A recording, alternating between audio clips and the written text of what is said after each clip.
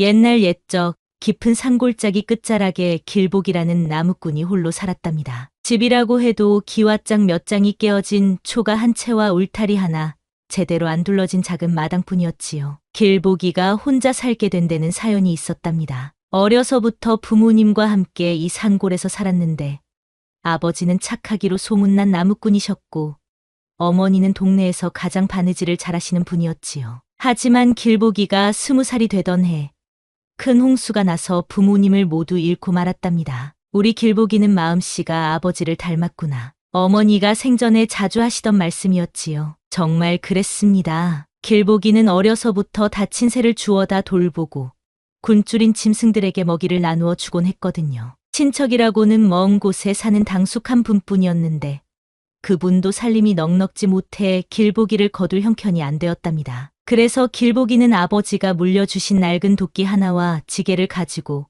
홀로 살아가기 시작했지요. 처음 몇 년은 정말 힘들었습니다. 나무를 베는 요령도 서툴고 장터에서 값을 매기는 것도 잘 몰랐거든요. 그래도 길복이는 포기하지 않았답니다. 아버지처럼 정직하게 살아가자는 마음으로 매일 산에 올라갔지요. 세월이 흘러 길복이도 이제 30이 다 되어갔습니다. 나무를 베는 솜씨도 늘고 장터에서도 단골 손님들이 생겼지요. 하지만 여전히 하루하루 근근히 살아가는 형편이었답니다. 그해 겨울은 유난히 매서웠답니다. 눈이 무릎까지 쌓이고 바람이 칼날같이 매서워서 장터에 나가는 사람들도 뜸해졌지요. 나무를 해다 팔아도 값은 반 토막이 나고 살 사람도 별로 없었답니다. 길복이의 쌀독은 서서히 바닥을 드러내기 시작했지요. 이대로 가다간 봄을 넘기기 어렵겠구나. 길복이는 한숨을 내쉬며 중얼거렸답니다. 그래도 포기할 수는 없었지요. 길복이는 더욱 이른 새벽부터 깊은 산속으로 나무를 하러 갔습니다. 어느 날이었습니다. 길복이가 평소보다 더 깊숙한 골짜기로 들어가 나무를 하고 있는데 갑자기 땅이 울리는 소리와 함께 커다란 산돼지 한 마리가 나타났답니다. 산돼지는 눈을 시뻘겋게 충혈시키고 코에서 김을 뿜으며 위협적으로 다가왔지요. 아이고, 이럴 수가.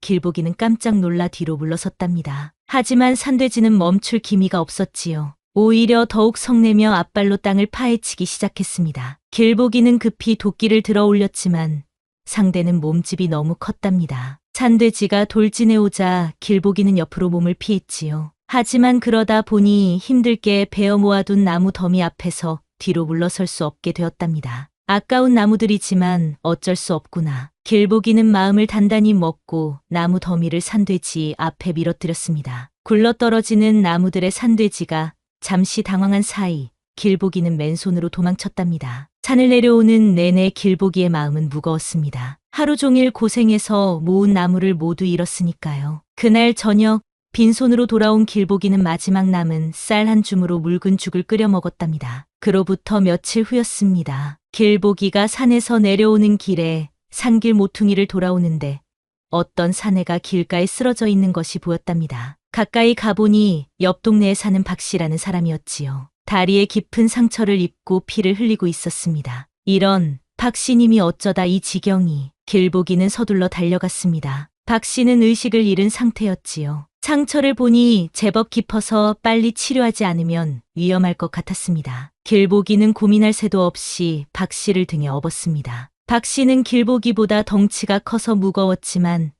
사람의 목숨이 달린 일이니 어쩔 수 없었지요. 지게와 나무를 그 자리에 버려두고 산길을 내려갔답니다. 산 아래 동네까지 내려가는 데는 2시간이 넘게 걸렸습니다. 중간중간 쉬어가며 박씨의 상태를 확인했는데 다행히 숨소리는 고르게 이어졌지요. 길복이는 온몸이 땀으로 범벅이 되었지만 박씨를 박씨 집까지 데려다 주었답니다. 박씨의 아내는 고마워하며 울음을 터뜨렸습니다. 길복이 형님, 어쩐지 저희 영감이 밤늦도록 안 들어온다 했더니 정말 고맙습니다. 박씨 아내가 손을 잡으며 말했답니다. 길복이는 박씨를 집에 내려놓고 나서도 산에서 자주 보던 약초를 떠올렸습니다. 박씨님 상처에는 질경이와 쑥이 좋을 텐데 길복이는 다시 산으로 올라가서 약초를 뜯어왔지요. 그리고 상처를 깨끗이 씻어주고 약초를 달여서 먹이는 방법까지 알려주었답니다. 박씨가 정신을 차린 것은 그날 밤이었습니다. 누가 나를 구해준 거요? 박씨가 물었고 아내가 길복이 이야기를 해주었지요. 박 씨는 고개를 절레절레 흔들며 말했습니다. 그런 사람이 요즘 세상에 어디 있겠소. 길복이는 정말 착한 사람이야. 그제야 안심이 된 길복이는 집으로 돌아갔습니다. 하지만 그날도 나무는 한 짐도 못 가져왔고 지게마저 산에 두고 와버렸답니다. 사흘이 지나고 나흘이 지나도 길복이의 쌀독은 여전히 비어 있었습니다. 마지막 남은 보리 한 줌마저 떨어져서 길복이는 산에서 도토리를 주워다 가루를 내어 죽을 끓여 먹었답니다. 쓰디쓴 도토리죽이었지만 그마저도 고마웠지요. 그러던 어느 날 저녁이었습니다. 길복이가 도토리를 찾으러 마당에 나갔다가 대문 앞에 떠돌이 개 한 마리가 쓰러져 있는 것을 발견했답니다. 개는 뼈만 앙상하게 남아 있었고 숨이 끊어질 듯 가쁘게 헐떡이고 있었지요. 이 개도 나처럼 굶고 있구나. 길복이는 불쌍한 마음이 들었답니다. 자신도 먹을 것이 없어 배가 고팠지만 그대로 지나칠 수는 없었지요. 길복이는 마지막 남은 도토리죽을 개에게 먹였답니다. 이것밖에 없지만 그래도 먹어라. 길복이는 개의 머리를 쓰다듬으며 말했답니다. 개는 고개를 들어 길복이를 바라보았고 꼬리를 작게 흔들었답니다. 그리고는 죽을 다 먹은 후에 길복이의 손을 핥더니 어디론가 사라졌지요. 그날 밤 길복이는 텅 빈 배를 안고 잠자리에 들었답니다. 내일은 무엇을 먹고 살아야 할까? 그런 생각을 하면서 잠이 들려고 하는데 갑자기 몸에 한기가 돌기 시작했습니다. 추위와 굶주림이 겹치니 몸에 열이 오르는 것 같았지요. 새벽이 되자 길복이는 고열에 시달렸답니다. 머리가 깨질 듯 아프고 온몸에 기운이 하나도 없었지요. 이대로는 안 되겠다. 산에 나가서라도 약초를 구해야겠어. 길복이는 비틀거리는 몸을 이끌고 산으로 향했답니다. 안개가 자욱한 산길을 걷는데 길복이의 시야가 흐려지기 시작했습니다. 어지러움이 밀려오고 다리에 힘이 빠졌지요. 한 걸음 한 걸음이 천근만근 무겁게 느껴졌답니다. 그런데 그때 안개 사이로 희미하게 빛나는 무언가가 보였답니다. 마치 반딧불이가 춤추는 것 같기도 하고 달빛이 물에 비친 것 같기도 했지요. 저게 뭘까? 길복이는 마지막 힘을 짜내어 그쪽으로 걸어갔습니다. 발걸음을 옮길 때마다 그 빛은 더욱 선명해졌답니다. 가까이 가보니 평평한 바위 위에 집신 한 짝이 놓여 있었지요. 그런데 그 집신이 은은하게 빛나고 있었답니다. 마치 달빛을 머금은 듯한 부드러운 은빛이었지요. 집신은 낡지도 않았고 오히려 방금 만든 것처럼 깔끔해 보였답니다. 이상하네. 누가 이런 깊은 산중에 집신을 놓아두었을까? 길복이는 고개를 갸웃거리며 집신을 집어들었습니다. 놀랍게도 집신을 만지자 몸의 기운이 조금 돌아오는 것 같았지요. 길복이는 그 집신을 품에 안고 집으로 돌아갔답니다. 집에 도착하자마자 길복이는 기절하듯 잠에 빠져들었습니다. 그리고 꿈을 꾸었지요. 꿈속에서 하얀 옷을 입은 아름다운 여인이 나타났답니다. 여인은 길복이를 바라보며 미소를 지었지요. 그 미소는 마치 어머니의 미소처럼 따뜻했답니다. 그 마음 그대로 여인이 속삭이듯 말했습니다. 그러더니 손에 들고 있던 꽃잎을 길복이에게 뿌렸지요. 꽃잎이 몸에 닿자 몸이 한결 가벼워지는 느낌이었답니다. 다음 날 아침 길복이는 개운한 몸으로 잠에서 깨어났습니다. 온몸에 돌던 열기가 말끔히 사라지고 기운도 다시 생겼지요. 참 이상한 꿈을 꾸었구나. 길복이는 중얼거리며 부엌으로 갔습니다. 그런데 놀라운 일이 벌어졌답니다. 어젯밤만 해도 텅 비어있던 붓두막 위에 따끈한 밥상이 차려져 있었던 것입니다. 흰쌀밥에 된장찌개, 나물 반찬까지 있었지요. 심지어 김치까지 있었답니다. 이럴 수가.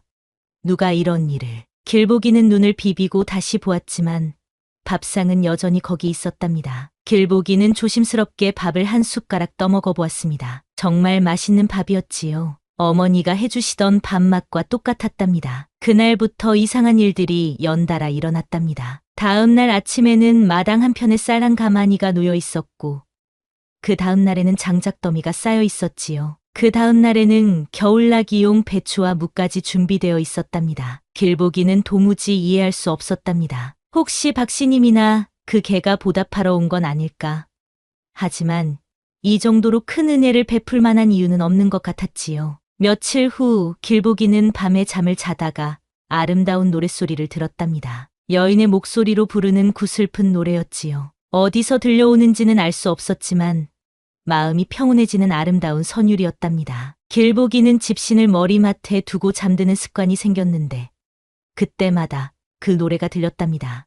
노랫소리는 밤마다 조금씩 달랐지만 모두 마음을 따뜻하게 해주는 것들이었지요. 어느 날 밤 그 노랫소리가 말로 바뀌었답니다. 그 마음 그대로 살아간다면 집시는 당신의 것이오. 길보기는 깜짝 놀라서 눈을 떴지만 아무것도 보이지 않았습니다. 다만 집신이 평소보다 더 환하게 빛나고 있을 뿐이었지요. 다음 날부터 더욱 놀라운 일들이 계속되었답니다. 길보기가 마르든 샘에 지팡이를 꽂아두었더니 하룻밤 사이에 그 자리에서 귀한 약초들이 무더기로 돋아났습니다. 인삼, 도라지, 더덕 같은 약초들이 저절로 자라났지요. 그리고 막혔던 샘길이 뚫리면서 맑은 물이 콸콸 솟아나기 시작했습니다. 그 물은 보통 물과 달리 마시면 속이 시원해지고 몸이 가벼워지는 것 같았답니다. 이 소문이 마을에 퍼지자 사람들이 하나둘 길보기네 샘으로 물을 뜨러 오기 시작했답니다. 처음에는 궁금해서 왔다가 정말 좋은 물인 것을 알고 자주 오게 되었지요. 길보기 형님, 이 물을 마시면 정말 몸이 좋아지는 것 같아요. 마을 총각 하나가 말했습니다. 우리 어머니 무릎이 아프셨는데 이 물 드시고 나서 한결 나아지셨어요. 길보기는 누구든지 반갑게 맞아주었답니다. 물뿐만 아니라 약초도 나누어 주었지요. 많이 가져가세요. 어차피 또 자라날 테니까요. 길보기는 웃으며 말했습니다. 그런데 어느 날 커다란 눈보라가 몰아쳤습니다. 하늘이 온통 하얗게 덮이고 바람이 세차게 불어서 앞을 분간할 수 없을 정도였지요. 길보기는 집 안에서 난방을 하며 날씨가 풀리기를 기다렸답니다. 그런데 밤중에 문을 두드리는 소리가 들렸습니다. 도와주세요. 제발 도와주세요. 어린아이의 목소리였지요. 길보기는 급히 문을 열었습니다. 대문 앞에 8살쯤 되어 보이는 여자아이가 서 있었답니다. 아이는 온몸이 눈으로 뒤덮여 있었고 추위에 떨고 있었지요. 아저씨, 저 길을 잃었어요. 집이 어디 있는지 모르겠어요. 아이가 울먹이며 말했습니다. 어머나, 이런 날씨에 어쩌다가. 길보기는 아이를 재빨리 집 안으로 들였습니다. 따뜻한 물로 손발을 씻겨주고 두터운 옷을 입혀주었지요. 그리고 따끈한 죽을 끓여서 먹였답니다. 고마워요, 아저씨. 아이가 죽을 먹으며 말했습니다. 저는 복순이에요. 할머니 문병을 갔다가 눈보라에 갇혔어요. 길보기는 복순이를 며칠 동안 자신의 집에서 돌보아 주었답니다. 눈보라가 그치고 길이 뚫린 후에야 복순이의 집을 찾을 수 있었지요. 복순이의 아버지는 마을 이장을 하는 분이었는데 딸을 찾아주신 길보기에게 깊이 감사했답니다. 길보기 형, 정말 고맙네. 차례는 어떻게 해야 할지 이장님이 말했지만 길보기는 손사래를 쳤습니다. 무슨 말씀을 하세요? 당연한 일을 했을 뿐이에요. 그 후로 이장님은 길보기를 각별히 챙겨주었답니다. 마을에 무슨 일이 있을 때마다 길보기의 의견을 물어보고 어려운 일이 있으면 함께 의논했지요. 어느 날 이웃 마을에 사는 박씨네 할머니가 심한 병에 걸렸다는 소식이 들렸습니다. 오랫동안 알아누워 있는데 어떤 약도 듣지 않는다는 것이었지요. 할머니의 며느리가 길보기에게 찾아와 사정했답니다. 길보기님, 혹시 어머님 병에 좋은 약초가 있을까요? 들으니 당신네 집에 신기한 약초들이 있다고 하던데. 길보기는 흔쾌히 승낙했습니다. 그런 말씀 마세요. 오늘 당장 보러 가겠습니다. 길보기는 평소 알고 있던 약초 지식을 총동원해서 할머니의 증상을 살펴보았답니다. 이런 증상이라면 깊은 산 절벽에 자라는 황정이 좋을 텐데. 길보기는 생각했습니다. 황정은 매우 구하기 어려운 약초였거든요. 사람이 가기 힘든 높은 절벽에만 자라거든요. 그럼에도 길보기는 포기하지 않았습니다. 다음 날 이른 아침부터 깊은 산으로 들어갔지요. 온종일 산을 헤매다가 해질 무렵에야 절벽에 자라고 있는 황정을 발견했답니다. 절벽은 매우 가팔랐고 위험했습니다. 한 발만 잘못 디뎌도 깊은 골짜기로 떨어질 수 있었지요. 하지만 길보기는 조심스럽게 절벽을 타고 올라갔습니다. 나뭇가지를 잡고 바위 틈에 발을 걸치며 천천히 올라갔답니다. 조금만 더, 조금만 더. 길보기는 중얼거리며 황정의 손을 뻗었습니다. 드디어 황정을 따낼 수 있었지요. 내려올 때는 더욱 조심스러웠지만 무사히 땅에 발을 디딜 수 있었답니다. 길보기는 황정을 정성스럽게 다려서 박씨네 할머니에게 가져다 주었습니다. 할머니는 그 약을 드시고 며칠 만에 완전히 회복되었답니다. 식구들은 너무나 기뻐하며 길보기에게 거듭 고마워했지요. 이상하네.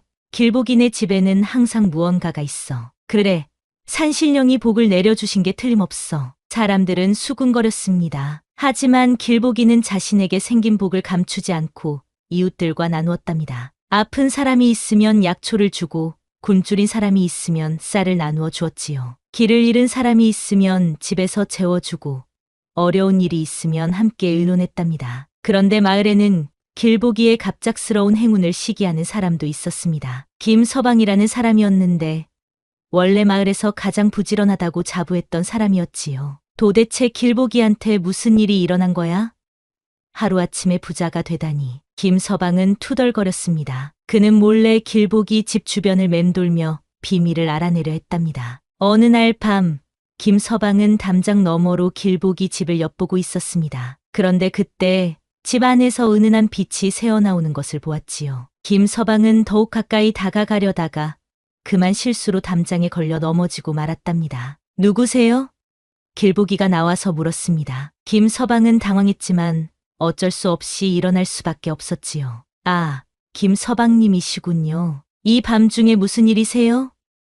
길보기는 오히려 김서방을 걱정하는 듯 물었습니다. 김서방은 얼굴이 빨개지며 변명했습니다.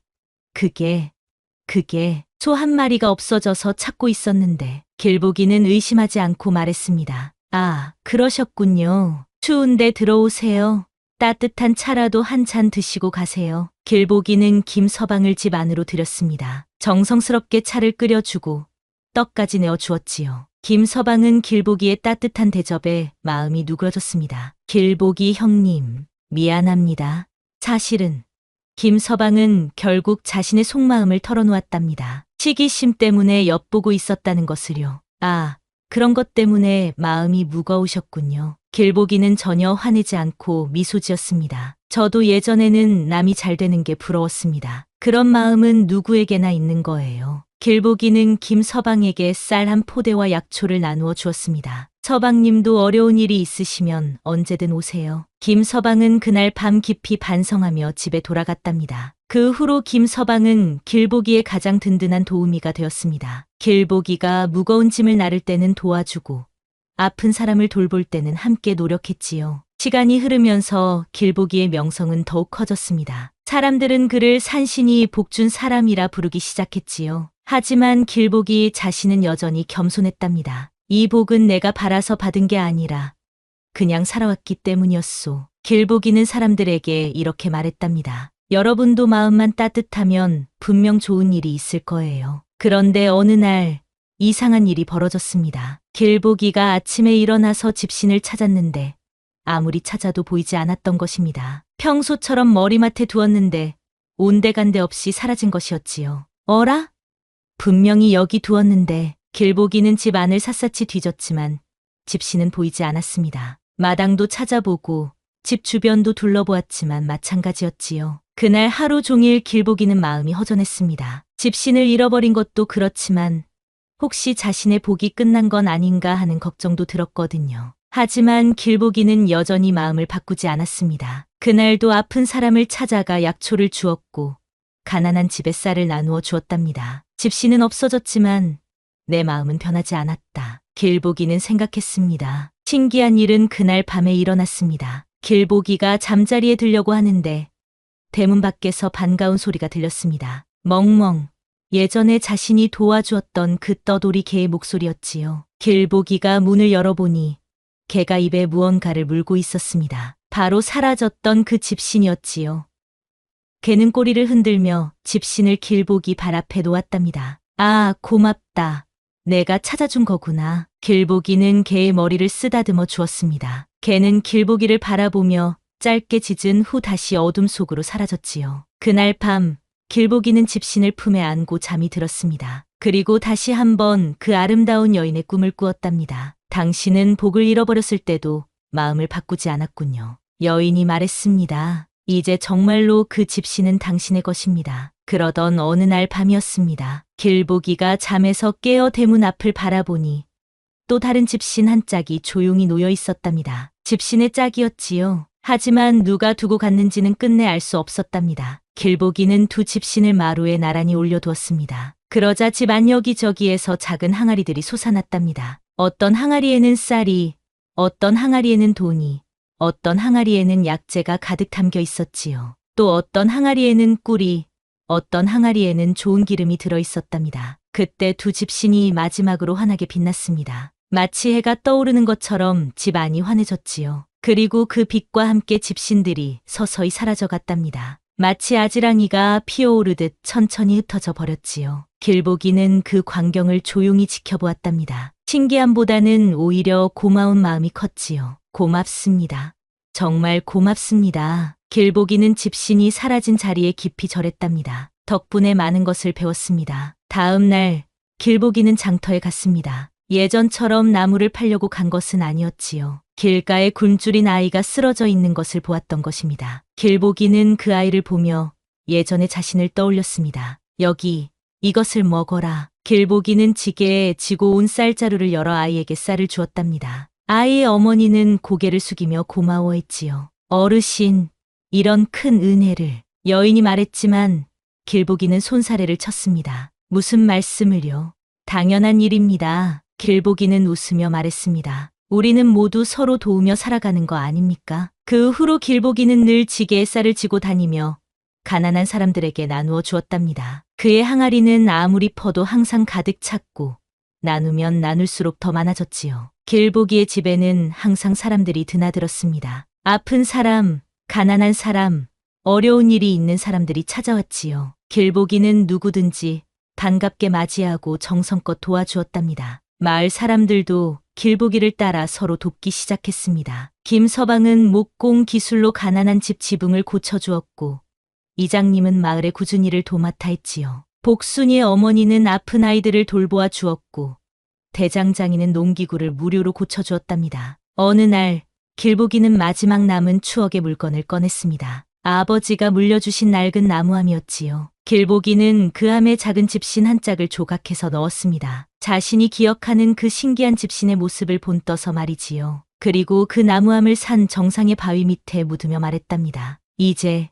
내 복은 이 집신에만 있지 않소. 나누는 기쁨 속에 있고 이웃의 웃음 속에 있다오. 바람이 불어오고 나무함을 묻은 자리 위로 하얀 나비 한 마리가 내려앉았습니다. 나비는 한참을 그 자리를 맴돌더니 하늘로 훨훨 날아갔지요. 그런데 신기하게도 그 나비가 날아간 자리에 작은 꽃 한 송이가 피어났답니다. 그 후로 그 자리에는 사계절 내내 꽃이 피었습니다. 봄에는 진달래가, 여름에는 백합이, 가을에는 국화가, 겨울에는 동백꽃이 피었지요. 사람들은 그것을 보고 복꽃이라고 불렀답니다. 지금도 사람들은 그 고개를 복신고개라 부른답니다. 그리고 전해 내려오는 이야기가 있지요. 그 산 어귀에는 집신 모양의 바위가 남아있다네. 그리고 그 바위 앞에서 진심으로 기도하면 어려운 이웃을 돕고 싶은 마음이 절로 생긴다고 하는구먼. 길보기는 그 후로도 오래오래 살며 많은 사람들을 도왔답니다. 그리고 죽을 때까지 남을 위하는 마음을 잃지 않았지요. 사람들은 그를 기억하며 말했답니다. 진짜 복은 받는 것이 아니라